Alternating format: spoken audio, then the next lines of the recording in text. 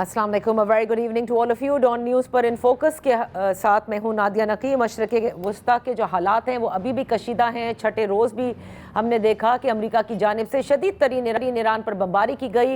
Iran में शहादतें भी हुई, ज़ख्मी भी हुए अफराद, और ईरान ने कब बताया भी कि उनके जो सिविलियन इंफ्रास्ट्रक्चर हैं उसको डैमेज करने की कोशिश की जा रही। जबकि सेंटकॉम की जानिब से एक्स पर जो बयान जारी किया गया उनके मुताबिक जो छठे रोज़ जो हमले किए गए हैं ईरान पर, वो कार्रवाई उन्होंने कहा मुकम्मल कर ली गई है। और उनके मुताबिक ईरान की फ़ौजी तनसीबात, उनके जो दिफाई फ़िज़ाई निज़ाम है उस पर, या फिर जो शोर पर जो उनकी जो निगरां सेटअप है पूरा, उसको तबाह किया गया है। बहरहाल ये मामलात काफ़ी कशीदा होते जा रहे हैं क्योंकि पासदारान इनकलाब की जानिब से फिर जवाबी हमले हमने देखे, और वो जवाबी हमले अमरीकन तनसीबात पर किए गए, जिसमें बहरीन में, कुवैत में, कतर में और शाम में ये हमले नज़र आए। दूसरी जानिब चाइना ने पाकिस्तानी जो डेप्यूटी प्राइम मिनिस्टर हैं उनकी वहाँ मुलाकात भी हुई, और चाइना ने ज़ोर दिया है कि अमेरिका और ईरान फौरी तौर पर मज़ाकरात की जानिब आए।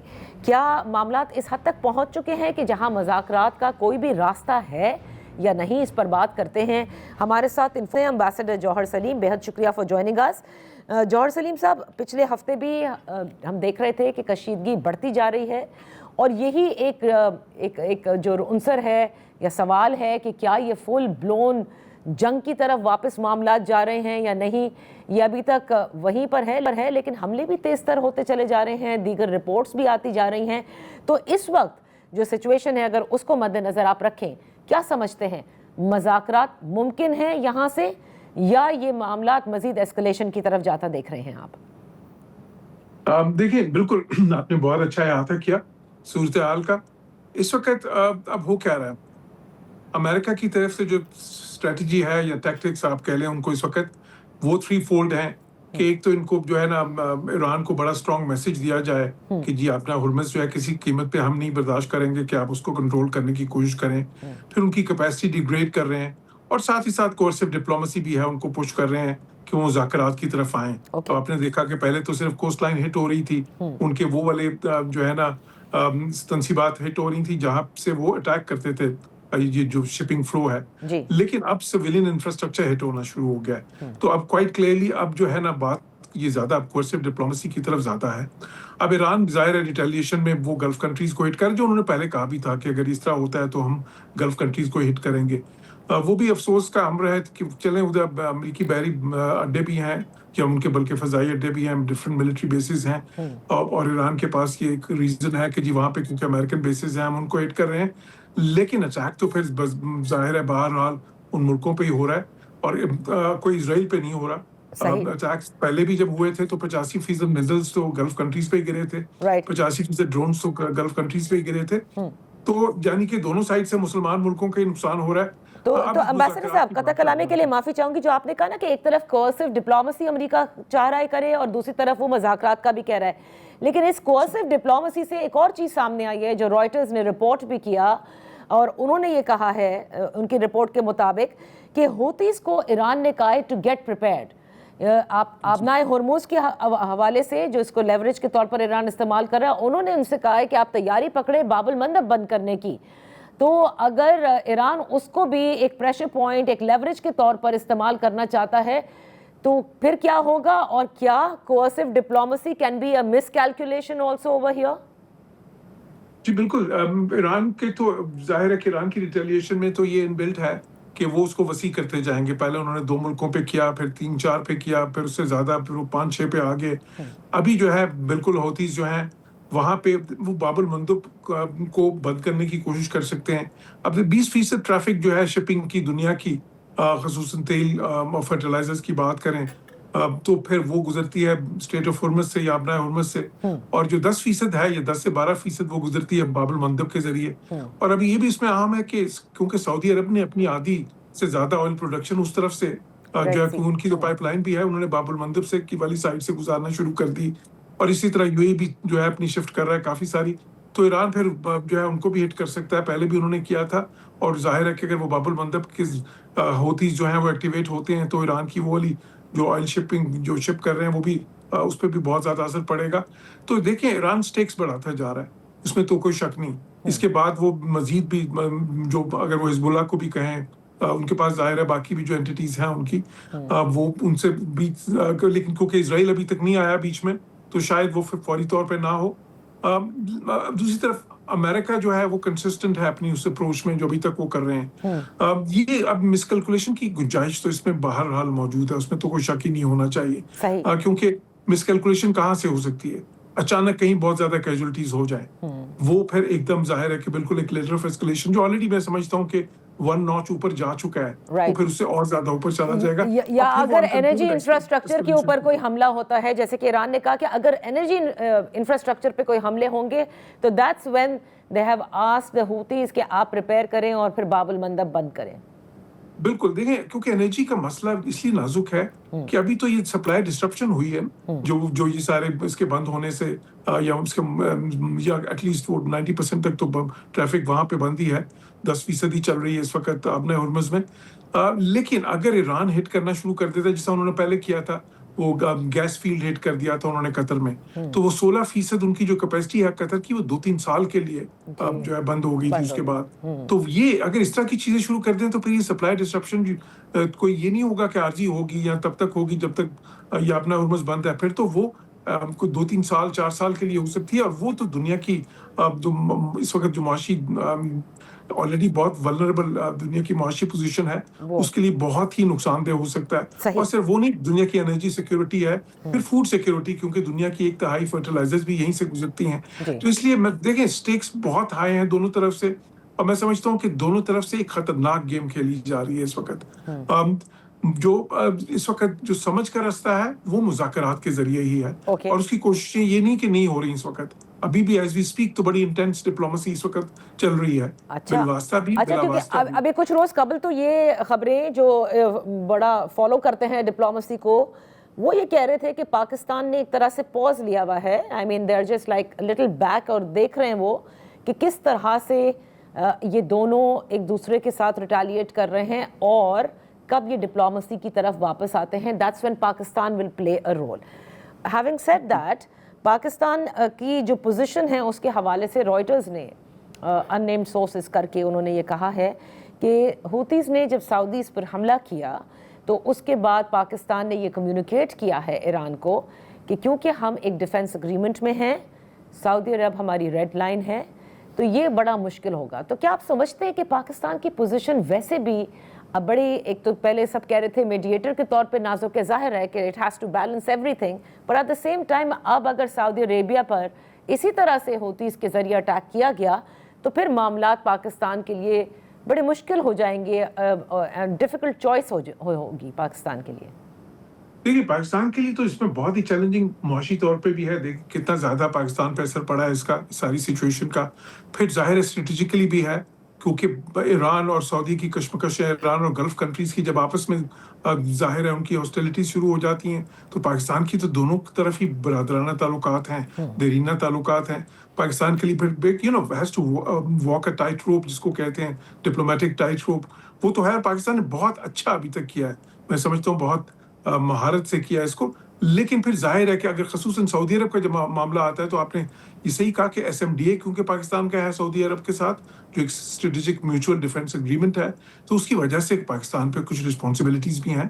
اور میں سمجھتا ہوں کہ ایران کو بھی اس کا کچھ احساس ہے.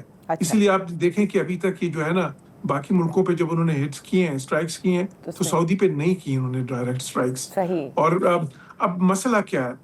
مسئلہ یہ بھی ہے کہ ایران کے اندر جس طرح میں پہلے بھی کہتا رہا ہوں اپنے کامنٹس میں, وہاں پہ ایک پاور ویکیوم ہے تھوڑا سا اس وقت. تو جو مختلف پاور سینٹرز ہیں, بے شک وہ IRGC ہو, بے شک وہ نیشنل سیکورٹی کاؤنسل ہو, یا جو پارلیمنٹ ہے, یا پریزیڈنسی ہے, یا اسی طرح پھر ان کا آفس ہے جو سپریم لیڈر کا, تو وہ سب جو ہے اس وقت کیونکہ وہ والی بات تو نہیں ہے جو علی خامنہئی کی حیات میں تھی کہ بالکل یہ ہر چیز جو سی the buck stopped at him.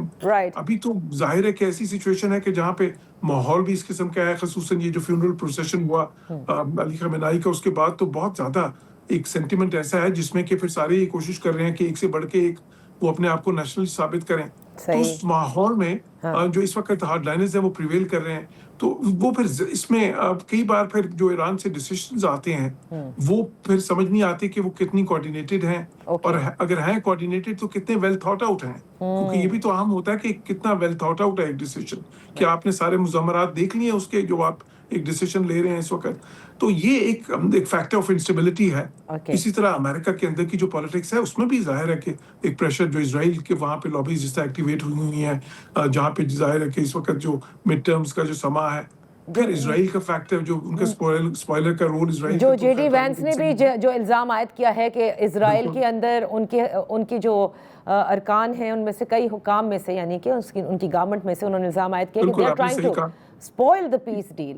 تو وہ تو بالکل ان کی کوشش تو شروع دن سے ہی ہے، اور سب سے زیادہ سود بھی ان کو ہی کرتا ہے کہ جنگ ہو.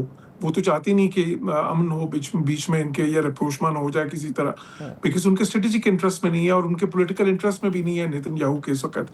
تو یہ سارے جو ہیں اس لیے اتنے زیادہ یہ جو فیکٹرز آف انسٹیبلٹی ہیں اس کی وجہ سے یہ بڑی کمپلیکس سچویشن بن جاتی ہے. اور اسی وجہ سے یہ پھر یہ ہوتا ہے کہ اس میں بے شک آپ اعلیٰ ترین میڈیشن کریں، بے شک جو فریق ہے ان کا مفاد امن میں ہو، لیکن پھر بات جو ہے بنتے بنتے بگڑ جاتی ہے کئی بار. اچھا، تو امبیسڈر صاحب آپ نے کئی بار پہلے بھی کہا کہ China played an important role اس پوری کانفلکٹ میں، جب سیز فائر بھی ہو رہی تھی اور اس کے بعد MOU کے لیے بھی، اور آج چائنا کا بیان بھی ہے کہ مذاکرات کی طرف آیا جائے.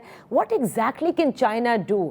کیونکہ لوگوں کو یہ شکایت رہتی ہے کہ بڑا سائلنٹ ڈپلومیٹک رول وہ پلے کر رہے ہیں، لیکن اس وقت کیا چائنا ہی وہ ملک ہے جو اپنا اثر استعمال کرتے ہوئے ایران پر ایک پریشر کریٹ کر کے مذاکرات کی طرف لا سکتا ہے انہیں واپس؟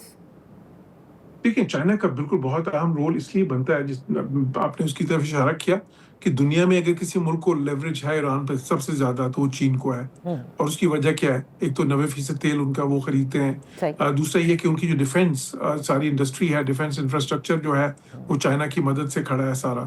وہ یہ نہیں کہ اسلحہ ان سے لیتے ہیں، وہ یہ ہے کہ سارا جو ان کی جو اکوپمنٹ ہے، الیکٹرانکس ہیں، ان کی جو میٹلز ہیں، جو الوائز ہیں، جو ان کے فیولز ہیں، سب کچھ وہاں سے آتا ہے.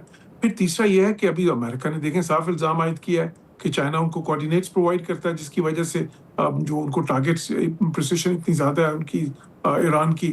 تو وہ اس لیے جو ہے میں سمجھتا ہوں کہ چین کو یہ سوٹ نہیں کرے گا یا اپنے ہرمز کا مسلسل بند رہنا، یا ایک میجر سپلائی ڈسرپشن. تو اس لیے وہ پھر ایکٹیو ہوتے ہیں اس ڈپلومیسی میں. اس لیے پاکستان اور چین کی جب آپس میں بات چیت ہوتی ہے تو اس سارے پس منظر میں تو وہ اس پہ ظاہر ہے کہ وہ اسی موضوع پہ زیادہ ہوگی. اور چین کی جو سپورٹ پاکستان کو جب ملتی ہے تو پاکستان کی ڈپلومیسی کو اور بھی تقویت ملتی ہے اس میں. تو آنے والے دنوں میں سمجھتا ہوں کہ چین کا رول اور بھی اہم ہوگا. تو سب سے امپورٹنٹ چیز تو یہ ہے کہ اس وقت فوری ایک جنگ بندی ہو. there has to be a pause from both ends، کہ جس کے بعد پھر جو ثالثی ہیں، جو ریجنل پارٹنرز ہیں، وہ پھر ایک مذاکرات کی طرف لے جا سکیں. تو یہ پوز لانا کتنا مشکل ہے ایک ایسی سچویشن میں جس میں ٹٹ فار ٹیٹ ہے؟ دیکھیں میں سمجھتا ہوں اتنا ہی مشکل ہے جتنا پچھلی بار مشکل تھا جب پاکستان نے یہ کیا، اور اس سے پچھلی بار مشکل تھا جب پاکستان نے اس وقت بھی کیا. 2 بار تو کیا آپ نے. یہ ٹھیک ہے کہ ہر بار جو ہے پھر بار بار اسی چیز کو دہرانا جو ہے اس قسم کے ڈپلومیٹک فیٹس کو اتنا آسان نہیں ہوتا، لیکن میں یہ سمجھتا ہوں کہ ممکن ہے. اب اس کی ٹائمنگ کیا ہوگی وہ ظاہر ہے کہ جو ہے نا آنے والے دن ہمیں بتائیں گے، لیکن یہ دونوں ملکوں کے انٹرسٹ میں ہوگا کہ وہ ڈپلومیسی کی طرف واپس آئیں. کیا ریجنل پارٹنرز یا جو خلیجی ریاستیں ہیں جن کے ہاں امریکی تنصیبات ہیں فوجی، اور جن پر حملے ایران کی جانب سے ایز ریٹیلیشن کیا جاتا ہے، شروع میں انہوں نے بڑی کوشش کی اور وہ یہ چاہتے ہیں کہ یہ سیز فائر بھی ہو، مذاکرات بھی ہوں، کیا ناؤ جو ریسنٹ ایسکلیشن ہے that leaves a bad taste, and کیا وہ اتنے ہی چاہتے بھی ہیں اب کہ ایک معاہدہ ہو جائے دونوں کے درمیان، یا بار بار کے حملوں سے اب ان کے ہاں بھی کچھ اور سوچ بھی پائی جاتی ہے؟ دیکھیں خلیجی ممالک میں ایک موقع پہ میں نے یہ کہا تھا جنگ کے شروع میں، جو بعد میں ثابت بھی ہو گئی، بہت سے قرائن سے ظاہر ہو گئی.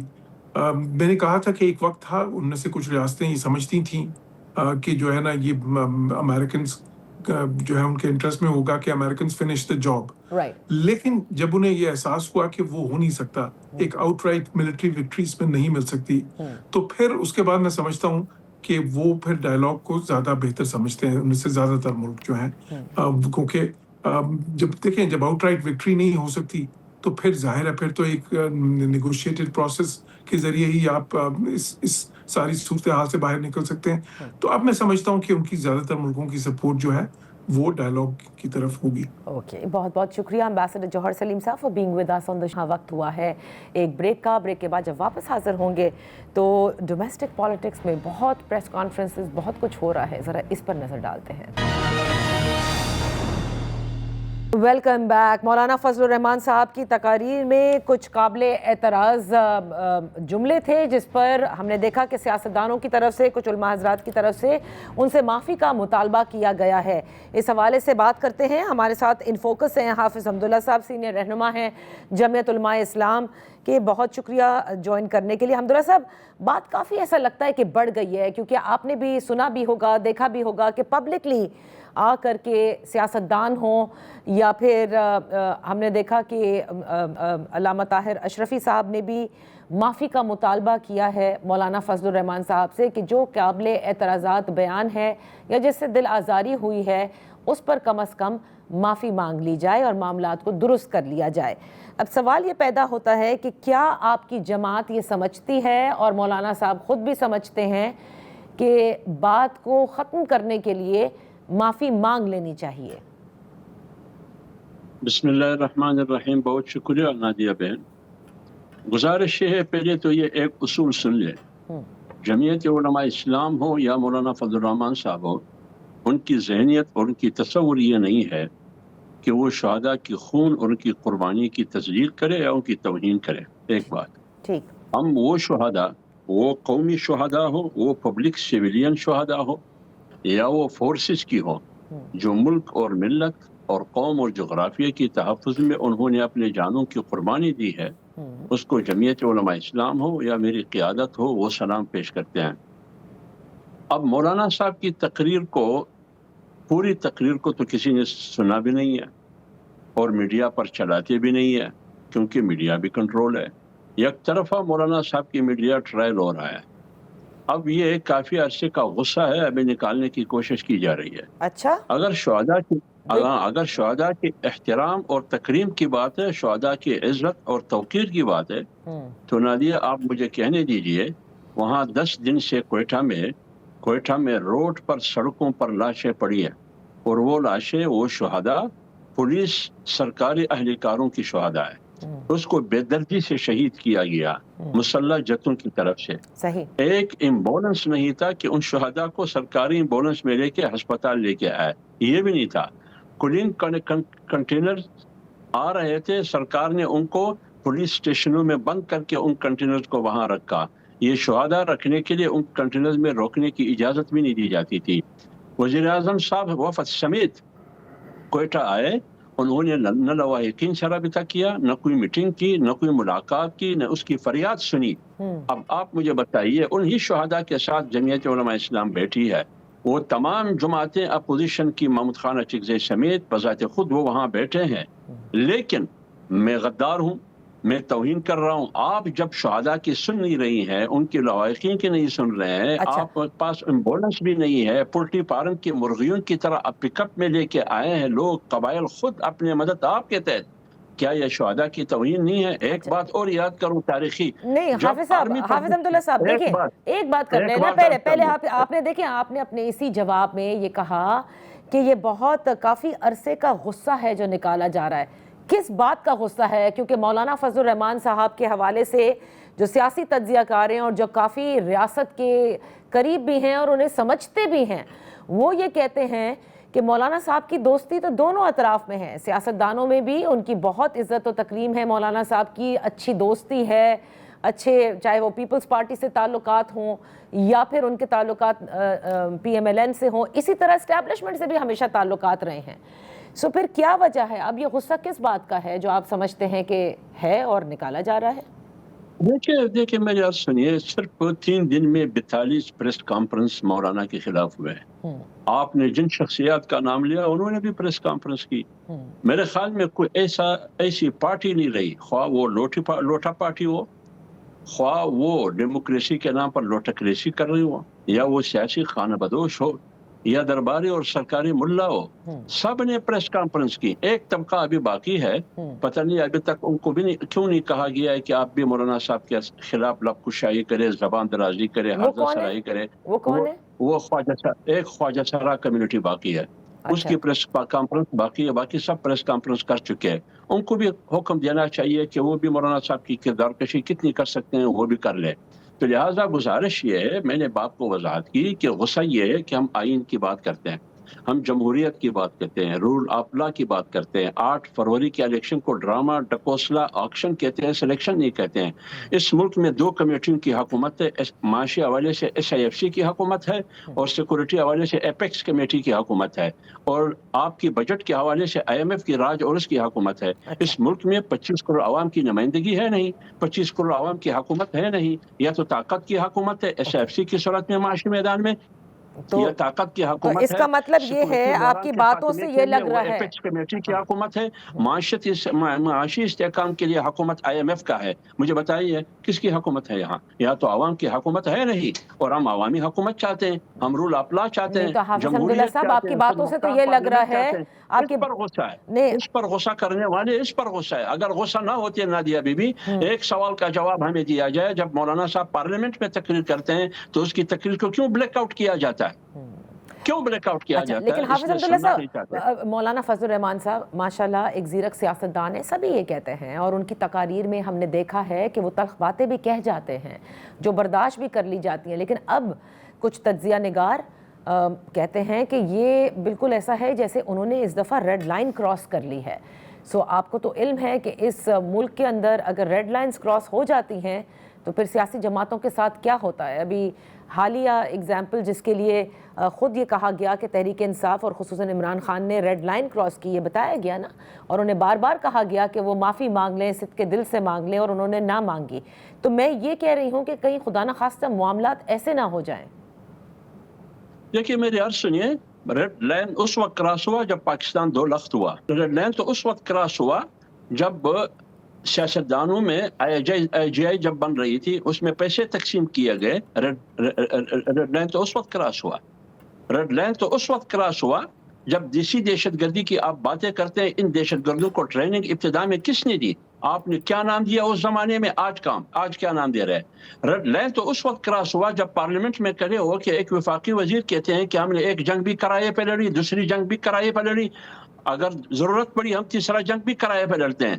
اس لیے میری عرض یہ ہے کہ جمعیت علماء اسلام مولانا فضل الرحمان صاحب شہادتوں کی، قربانیوں کی قدر کرتے ہیں، دل سے قدر کرتے ہیں، لیکن جو بات پکڑی گئی ہے، جس بات کی بنیاد پر مولانا کی کردار کشی اور بے توقیری ہو رہی ہے، آپ نے آگے بھی تقریر نہیں سنی۔ آپ کا مطلب میں جن 2 لوگ پریس کانفرنس کرتے ہیں بعد میں بھی نہیں سنی، آئیے آپ پوری تقریر کو میڈیا پر دکھائیں۔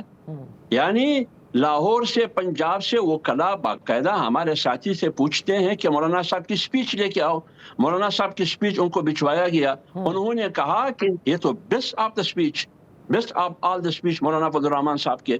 جب وہ بیسٹ سمجھتے ہیں، وہ قانونی ماہر بھی ہے، اس کا تعلق پنجاب سے بھی ہے، لاہور سے بھی ہے۔ اچھا، اس لیے میں کہہ رہا ہوں، میں اس لیے کہہ رہا ہوں، وہ کہہ رہے ہیں بیسٹ آف دا سپیچ، یعنی جس تقریر پہ حافظ عبداللہ صاحب پچھلے 2 دنوں سے آپ دیکھ رہے ہیں کیا ہو رہا ہے، چیف وپ PMLN کے پارلیمنٹ کے اندر طارق فضل چودھری صاحب یہ کہتے ہیں کہ بھارت نے مولانا صاحب کے اس بیان کو لے کر جس طرح سے پاکستان کے خلاف ایک مہم بھی چلائی ہوئی ہے، اور آپ نے دیکھا ہوگا کہ ان کا میڈیا کیا کر رہا ہے، تو وہ یہی کہتے ہیں نا کہ قومی سلامتی کے خلاف تو چیزیں برداشت نہیں کی جاتی ہیں اور نہ کرنی چاہیے۔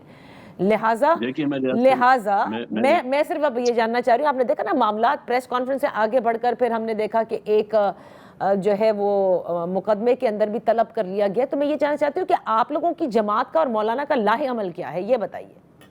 میری عرض سنیے نا، جن پارٹیوں کی آپ نے حوالہ دیا کہ انڈیا میں طارق فضل چودھری کہتے ہیں کہ انڈیا میں اس بیان کو پتہ نہیں کس زاویے سے لیا جا رہا ہے. تو جب نریندر مودی جاتی عمرہ آیا اس پر اس کا ریئیکشن اس زمانے میں کیا تھا اسی پارٹی کی.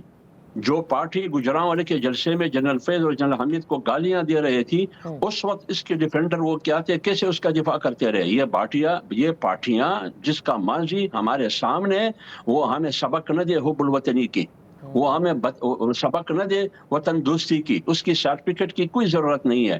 ہمارے جہاں لائحہ عمل کی ضرورت ہے, ہمارے لائحہ عمل یہی ہے کہ اس ملک میں آئین نہیں ہے, اس ملک میں رول آف لا نہیں ہے, اس ملک میں کوئی حکومت وجود نہیں رکھتی. یہ 47 فارم کی حکومت ہے. اس حکومت کا خاتمہ قوم پر فرض ہے اور ضروری ہے, کیونکہ اس حکومت کے ہوتے ہوئے, ان کی سہولت کاروں کی تعاون کے ہوتے ہوئے اس ملک میں نہ سیاسی اسٹیبلٹی آئے گی, نہ معاشی اسٹیبلٹی آئے گی, نہ سیکورٹی اسٹیبلٹی آئے گی. یہ ملک اور معاشی حوالے سے بھی, سیکورٹی حوالے سے بھی, سیاسی حوالے سے بھی اور زبوحالی کی شکار ہوگی. لہٰذا یہ لوگ حکومت چھوڑ کے چلے جائے اور اس ملک میں صاف اور شفاف انتخابات ہو. اور جو لوگ سیاست میں بے جا مداخلت کر رہے ہیں, آئین کی خلاف ورزی کر رہی ہے, جو سب سے بڑی دہشت گردی یہ ہے کہ آئین سے انحراف ہے, وہ دہشت گردی سے توبہ کرے.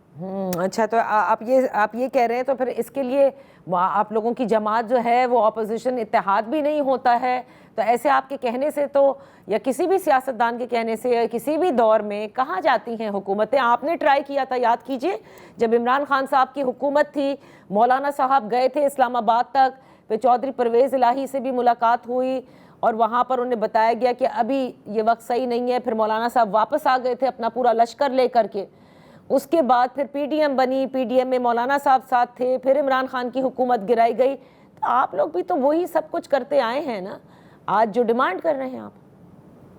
دیکھیے میری عرض سنیے, جہاں بھی مداخلت ہو سیاست میں اور اس کے نتیجے میں جو بھی حکومت آئی ہے, وہ حکومت نہیں ہے, وہ عوام کی نمائندہ نہیں ہے, نہ وہ پارلیمنٹ عوام کی نمائندگی کر سکتا ہے, نہ وہ آئین میں ترمیم کر سکتی ہے, نہ وہ قانون سازی کر سکتی ہے. وہ صرف ڈرامہ ڈکوسلا ایک آکشن کی ایک علامت ہے. اس کے خلاف ہم تاریخ پہلے بھی چلا چکے ہیں, آئندہ بھی چلائیں گے. بہت بہت شکریہ حافظ حمداللہ صاحب فار بینگ ود اس آن دی شو. وقت ہوا ہے ایک بریک کا. بریک کے بعد جب واپس حاضر ہوں گے تو ہمارے ساتھ ہوں گے کوآرڈینیٹر ٹو پرائم منسٹر اختیار ولی صاحب.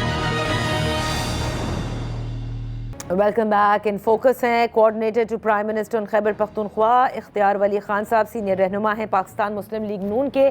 بہت شکریہ فار جوائننگ اس. ویسے تو اختیار صاحب, آج جیسے ہی ہم نے دو وزراء کی اب سے کچھ دیر پہلے پریس کانفرنس دیکھی تو وہ قوم ایک دم بیچاری خوف میں آ جاتی ہے کہ پتہ نہیں کتنا پیٹرول بڑھنے جا رہا ہے, کتنا ڈیزل پہ بڑھے گا. لیکن چلیں, انہوں نے ابھی یہی بتایا کہ شفافیت کے نظام کی وجہ سے اوگرا جو ہے وہ اب پیٹرولیم مصنوعات کی قیمتوں کی روزمرہ پر تعین کرے گی. چلیں, یہ تو ایک بات ہو گئی. لیکن آتے ہیں سب سے پہلے یہ جو پورے ہم دیکھ رہے ہیں پچھلے 2 روز سے, تمام تر سیاسی جماعتیں ہوں, طاہر اشرفی صاحب ہوں, پبلکلی آ کر کے کہہ رہے ہیں کہ مولانا فضل الرحمان صاحب کو معافی مانگنی چاہیے. جبکہ دوسری جانب اگر دیکھیں, آپ سے قبل ہمارے ساتھ حافظ حمداللہ صاحب بھی تھے, وہ یا مولانا صاحب کی جماعت کے دیگر رہنما یہ کہتے ہیں کہ ایسی کوئی بات نہیں کہی. شہداء کی جو تکریم ہے وہ بالکل مقدم ہے اور پوری تقریر سنا جائے. حافظ Hamdullah has gone to the extent saying this is one of the best speeches. کہتے ہیں ان کے وکلاء یہ کہتے ہیں جو جماعت کے ہیں, جو پنجاب سے تعلق رکھتے ہیں, کہ یہ تو بیسٹ اسپیچ ہے. تو اب مجھے یہ بتائیے کہ مطالبہ تو ہو گیا پبلکلی کہ معافی مانگی جائے, اگر وہ نہیں مانگتے تو پھر آگے کیا کرنا ہے, مطلب معاملہ کتنا سیریس ہے؟ بسم اللہ الرحمن الرحیم. بہت شکریہ نادیہ بہن. دیکھیں, باقی جو تقریر ہے وہ تو پولیٹیکل ہے. اسٹیبلشمنٹ سے آپ کے جو اگر کوئی گلہ ہے, وہ آپ کا سندھ میں کیا مینڈیٹ ہے, پنجاب میں کیا مینڈیٹ ہے, وہ بھی پوری دنیا کو پتا ہے. آپ رونا رو رہے ہیں خیبر پختونخوا کے مینڈیٹ کا. خیبر پختونخوا میں جو آپ کے ساتھ ہوا وہ ہمارے ساتھ ہوا ہے. اب اس پر اگر آپ جگر خون ہیں اور اس پر آپ کو اعتراض ہے تو آپ اس پر بات کریں. شاید وہ بات تو میں بھی کرتا ہوں, میرے جیسے اور بھی بڑے لوگ کرتے ہیں. لیکن اس کہانی کو یا اس عداوت کو لے کر شہداء کے دائرے میں داخل ہونے کی ضرورت کیوں پیش آئی؟ کہ جو تنخواہ لیتا ہے, آپ نادیہ آپ میری رہنمائی فرما, مولانا صاحب نے ایسا ہی فرمایا نا کہ آپ اپنے مرنے کی اور شہید ہوتے ہو، ہم پہ مت بیچو، اس کی آپ تنخواہ لیتے ہو. یہی الفاظ تھے ان کے، یہی تھے نا. آپ کو یاد ہوگا، آپ نے سنی جی ہے جی وہ جی، تقریر. ہم نے سب نے سنی ہے، تو کئی بار دکھائی بھی گئی تھی. اب مجھے یہ بتائیے، تنخواہ تو میں کہتا ہوں خلفائے راشدین نے بھی لی تھی، ان کے ساتھ فوج تھی، لازمی بات ہے ان کی بھی تنخواہ تھی. پھر آتے جائیں اس طرف، خالد بن ولید، حضرت خالد بن ولید، حجاج بن یوسف، محمد بن قاسم، طارق بن زیاد، صحیح صحیح. آتے جائیں. پھر یہ جتنی فوجی مرے ہیں، یہ جتنے پولیس والے مرے ہیں، یہ جتنے صحافی اپنی ڈیوٹیاں دیتے ہوئے جن کو گولی لگتی ہے، جن کو گاڑی لگ جاتی ہے، کوئی گر جاتا ہے، کسی کو ہارٹ اٹیک ہو جاتا ہے، یہ تو سارے شہداء، جو مطلب جس نے تنخواہ لی ہے وہ شہید نہیں ہے. اس بیان کا مقصد یہ ہے. اچھا، تو آپ یہ کہہ رہے ہیں کہ میں مولانا صاحب سے میری یہ گزارش ہے کہ آپ بڑے آدمی ہیں، آپ ملک کے بڑے ہیں، قوم کے بڑے ہیں، آپ کا قد کاٹ آپ کو اللہ نے رتبہ دیا ہوا ہے، آپ اپنے الفاظ ہی واپس لے لیں، معذرت بھی نہ کریں، معافی بھی نہ مانگیں. اچھا، تو اب وہ الفاظ اگر واپس نہیں لیتے، سوال میرا یوں ہی ہے، معافی کا مطالبہ آپ سب نے کیا، چلیں اگر الفاظ واپس نہیں لیتے، میں وہی جاننا چاہ رہی ہوں کہ یہ کتنی سیریس حالات ہیں، کیونکہ بہت سارے تجزیہ نگار یہ کہتے ہیں کہ ریڈ لائن کراس کر لی ہے مولانا صاحب نے. بات تو ٹھیک ہے. میں نے اس متعلق پرسوں محمد مالک صاحب کے شو میں قرآن کی آیت ان کو پڑھ کے سنائی، اس کے بعد میں نے دوسری آیت پڑھ کے سنائی، حافظ عبداللہ صاحب میرے پاس ساتھ ہی بیٹھے ہوئے تھے. صحیح. پھر میں نے جامعہ بنوری ٹاؤن کراچی کا میں نے ان کو حوالہ دیا کہ ملک اور قوم کی سرحدات کی حفاظت کرنے پر مامور لوگ اگر لڑتے ہوئے مر جاتے ہیں تو وہ شہید کہلاتے ہیں. شہیدوں کا کیا رتبہ ہے؟ میرے نبی اور میرے اللہ کا وعدہ ہے کہ وہ روز محشر انبیاء کی صف میں کھڑے کیے جائیں گے. اب ایسے لوگوں کو اگر آپ سیاست کی بھینٹ چڑھائیں گے تو میرے خیال میں یہ مولانا صاحب غصے میں، جوش خطابت میں کچھ مسالہ زیادہ ہو گیا. بہتر ہے کہ وہ اگر واپس لے لے الفاظ، یہ ان کے لیے بھی بہتر ہے، قوم کے لیے بھی بہتر ہے، ورنہ اس سے صرف ان کو پولیٹیکل نقصان نہیں، ان کو ذاتی طور بھی مجھے یہ یقین ہے کہ مولانا خود اپنے ساتھ سوچتے ہوئے ان کو یہ وہ محسوس کر رہے ہوں گے کہ یہ بات ان سے غلط ہو گئی. اور مجھے یہ بھی یقین ہے somehow کہیں سے مجھے یہ آتی ہے یہ بات کہ مولانا صاحب ایک دن خود اس بات کی یا وہ الفاظ واپس لیں گے یا پھر وضاحت کر دیں گے. ورنہ کوئی نہیں، ورنہ میں کچھ نہیں کہنا چاہتا. پھر جو کرنا ہوگا، جس نے کرنا ہے وہی کریں گے، میں نے کچھ نہیں کرنا. میں اتنے تک ہی بات رکھوں گا. اچھا، تو اختیار ولی صاحب دیکھیں، آپ نے کہا نا کہ عداوت ہے اور ان کے مسائل ہیں اسٹیبلشمنٹ کے ساتھ، جو غصہ ہے، اگر ایسا ہی سب کچھ ہے اور آپ نے اپنا بھی ذکر کیا، یعنی آپ کی جماعت کا بھی، اور خیبر پختونخوا کو لے کر، تو کیا ہوا خیبر پختونخوا کے ساتھ 2024 میں؟ کیا اسٹیبلشمنٹ نے پی ٹی آئی کو جتایا یا اسٹیبلشمنٹ نے پی ٹی آئی کو جیتنے دیا، روکا نہیں؟ کیا ہوا ایسا کہ جس سے غصے میں آپ لوگ بھی ہیں اور مولانا صاحب بھی؟ دیکھیں 2024 کے الیکشن میں یہ بات میں نے اپنی قیادت کو یہ بات ہم نے بتا دی تھی کہ جنرل فیض حمید کی جو باقیات ہیں وہ آج بھی خیبر پختونخوا میں موجود ہیں. کہیں پر وہ سیکٹریز کی شکل میں، اسٹیبلشمنٹ کی شکل میں، کہیں پر پولیس میں، کہیں پر ڈی سی کی شکل میں، کہیں پر اے سی کی شکل میں. اور انہی لوگوں میں سے کچھ آر اوز بھی لگے، کچھ کیا لگے، کوئی ڈی آئی جی تھا، کوئی ڈی پی او تھا، کوئی مطلب ہے پوزیشنز پہ تھے. اور یہ چیزیں میں نے محسوس کر لی تھی، تو میں نے ان باتوں کا الیکشن سے پہلے اس کا میں نے اظہار کیا تھا کہ ہمیں ایسے لگتا ہے کہ خیبر پختونخوا میں وہی 2013 والا ماڈل جو ہے وہ دوبارہ بلکہ تیسری بار اس کو ریپیٹ کیا جا سکتا ہے. And this is what happened with Awami National Party, this is what happened with JUI, this is what happened with PMLN. ورنہ آج وہاں پر لارجسٹ پارٹی ہماری ہوتی. اچھا، اگر ہم خاموش ہیں تو اس لیے خاموش ہے کہ ہم نے ملک کو چلتے دیکھنا ہے. ہم کہتے ہیں کہ کسی طریقے سے سسٹم چلتا رہے. تو بات ساری یہی ہے. اور ان لوگوں نے، کچھ لوگوں نے مولانا صاحب کو میں ہمیشہ کہتا ہوں کہ آپ کا، وہ کہتے ہیں کہ میرا الیکشن چرا لیا گیا، صحیح۔ میں کہتا ہوں آپ کا مال مسروقہ ہمارے گھر نہیں ہے، آپ کا مال مسروقہ عمران خان کے گھر میں پڑا ہوا ہے، پی ٹی آئی کے گھر میں پڑا ہوا ہے، تو اس پر انگلی اٹھانا آج کی فوج پر، آج کی اسٹیبلشمنٹ پر، آج کی حکومت پر یہ ناروا ہے، بلکہ صریحاً ناروا ہے، اچھا، یہ غلط ہے۔ اختیار ولی صاحب یہاں وقت ہوا ایک بریک کا، بریک کے بعد ہم اپنی گفتگو جاری رکھیں گے۔ ویلکم بیک، ان فوکس ہیں کوآرڈینیٹر ٹو پرائم منسٹر آن خیبر پختونخوا اختیار ولی خان صاحب۔ ماضی قریب میں نے حافظ حمداللہ صاحب سے بھی کہا کہ آپ کو یاد ہوگا کہ تحریک انصاف کے لیڈر عمران خان کے لیے بھی یہی کہا گیا نا کہ انہوں نے 9 مئی کیا، ریڈ لائن کراس کی، اور کئی بار انہیں کہا گیا کہ صدقے دل سے معافی مانگے، لیکن انہوں نے نہیں مانگی، اور آپ دیکھ لیجئے کہ کیا حالات اور واقعات ہیں ان کی جماعت اور ان کے ساتھ۔ تو خدا نہ خواستہ کیا معاملات اس حد تک بھی بگڑ سکتے ہیں؟ میں نہیں چاہوں گا کہ مولانا صاحب اس ڈگر پہ چلیں، میری قطعی یہ خواہش نہیں ہوگی، میں پسند نہیں کروں گا کہ مولانا صاحب اس راستے جائیں جس راستے پر عمران خان گئے ہیں یا پی ٹی آئی گئی ہے۔ صحیح۔ میں ان کے خیر خواہوں میں سے ہوں، میں ان کے نیک خواہوں میں سے ہوں، میں ان کے بدخواہوں میں سے بالکل نہیں ہوں، اور مجھے یقین ہے، میں اب بھی کہتا ہوں آخری لمحے تک میرا یہی انتظار رہے گا کہ مولانا صاحب اپنے الفاظ واپس لیں گے اور وہ ان چیزوں کو ٹھیک کر لیں گے۔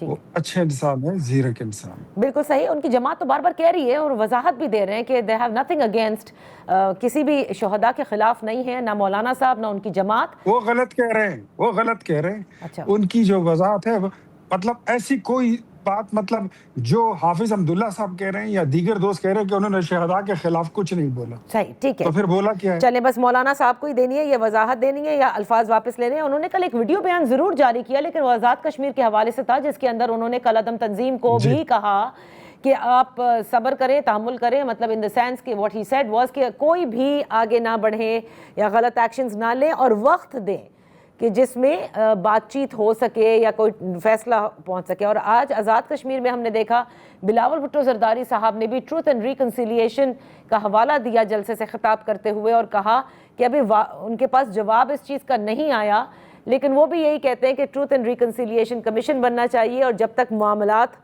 کسی نتیجے پر نہیں پہنچتے، جب تک حالات کو خراب نہیں کرنا چاہیے ان لوگوں کو جو حالات خراب کر رہے ہیں۔ تو اب یہ دونوں باتیں میں نے آپ کے سامنے رکھی ہیں، کیا ہونے جا رہا ہے آزاد کشمیر میں؟ دیکھیں، آزاد کشمیر کی جہاں تک ٹروتھ اینڈ ریکنسیلیشن کمیشن کی بات ہے، جی، تو میں آپ کو اتنا بتا دوں نادیہ کہ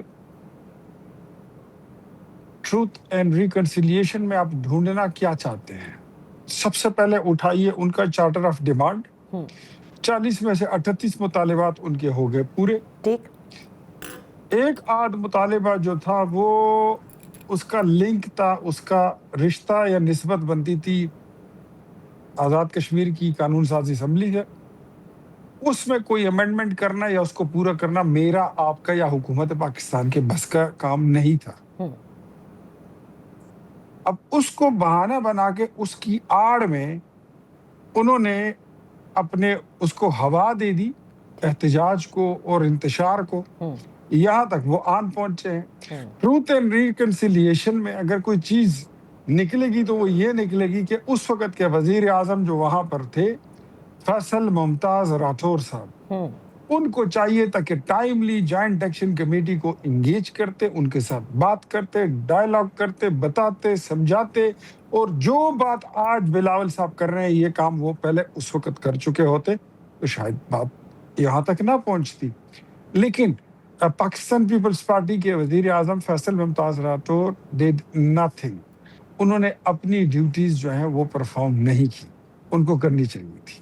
تو آپ سمجھتے ہیں کہ حالات ان کی ڈیوٹیز پرفارم نہ کرنے کی وجہ سے خراب ہوئے ہیں؟ بہت سارا ہاتھ اس میں، اس کا ایک بہت بڑا ایلیمنٹ اس میں یہ بھی ہے۔ اور جو مولانا صاحب نے کہا ہے، جو اور مجھے لگتا ہے کہ وہاں پر شاید پاکستان پیپلز پارٹی اس لیے لیٹ ہو گئی اس میں ہاتھ ڈالنے کے لیے کہ وہ سمجھتے تھے کہ اگر اس پہ بات کریں گے یا اس کو روکیں گے تو ہمارا ووٹ بینک شاید ڈیمیج ہو جائے، वोट बैंक को बचाते बचाते पाकिस्तान पीपल्स पार्टी कि जिसको कल मरियम बीबी ने, अगर आपने देखा तो उन्होंने इसको क्रिमिनल नेग्लिजेंस का नेग्लिजेंस नाम का, दिया। जी जी। तो अब आपके साथी जो विफाक में हैं, आप समझते हैं इत्तेहादी, बल्कि उनकी आज़ाद कश्मीर की हुकूमत ने क्रिमिनल नेग्लिजेंस की, जिसके बाद ये हालात हो गए हैं।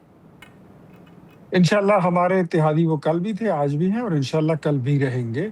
इलेक्शन में हम एक दूसरे का मुकाबला भी कर रहे हैं, उनको शिकस्त भी देंगे, बड़ी ज़बरदस्त शिकस्त देंगे, और फिर उनको आज़ाद कश्मीर में फिर हम अपनी हुकूमत बनाएंगे और इनको इंशाल्लाह अपनी हुकूमत में शामिल भी करेंगे इंशाल्लाह। अच्छा, इस क्रिमिनल नेग्लिजेंस का इल्ज़ाम भी है और फिर आप शामिल भी करना चाहते हैं। अगर आप ये समझते हैं कि उनकी परफॉर्मेंस बुरी है तो क्यों शामिल करना चाहते हैं फिर आप, अगर जीत जाएं? डेफिनेटली अगर लोग उनको मुंतखब करेंगे, कुछ उनकी नुमाइंदगी होगी तो क्या करेंगे? मुझे तो सिस्टम को भी चलाना और काबीना भी बनानी होगी, हुकूमत भी हाय, बनानी इस होगी, सिस्टम इसको को चलाना चलाने भी के होगा। लिए इख्तियार वली साहब कितने कड़वे कड़वे घूंट आप सब लोग पी रहे हैं। एक वक्त आएगा जब आप सब गिन गिन के बताएंगे हमें। खैर, बहुत बहुत शुक्रिया इख्तियार वली साहब, बहुत बहुत शुक्रिया for being with us on the show. इसी के साथ प्रोग्राम खत्म होता है। कल तक के लिए इजाज़त दीजिए। अल्लाह हाफिज़।